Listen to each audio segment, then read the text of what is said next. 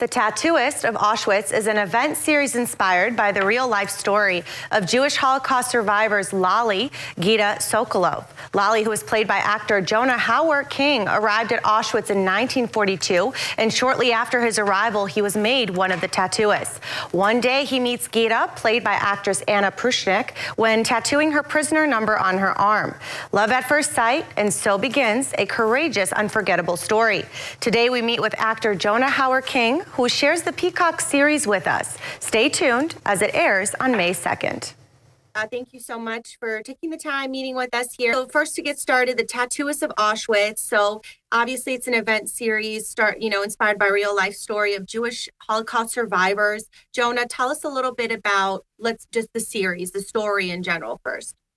Absolutely, yeah. So I came across the story in 2018 when I read the book by Heather Morris, who had spent 3 years with Lali Sokolov, and listening to him and hearing his account of his experiences in Auschwitz. And it's a story of a young Slovakian man who's sent there, not knowing where he was going, thinking he was being sent to a factory of some kind, an ammunitions factory, and he's made the tattooist. And he endures about 3 years of horror.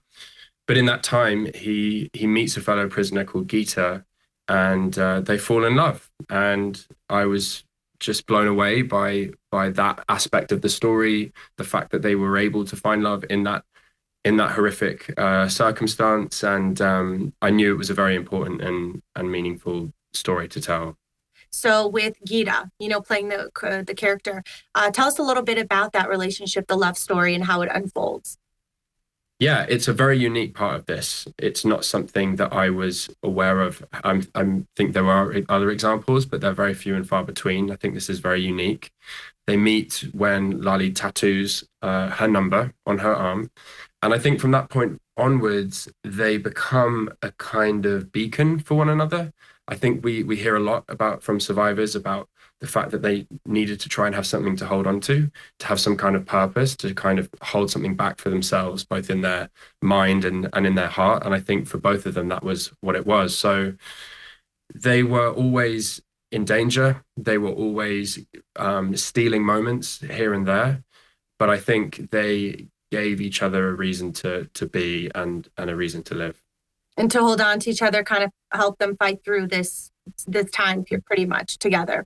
Absolutely. And I think there was something clearly very special happening, because not only were they there for each other during that awful time, for them then to spend the rest of their lives together is quite an extraordinary thing, given what they then had to go through leaving, coming out of an experience like that, which is unimaginably traumatic, and all of the emotional changes that would happen and the physical changes that would happen, and moving country, moving to the other side of the world.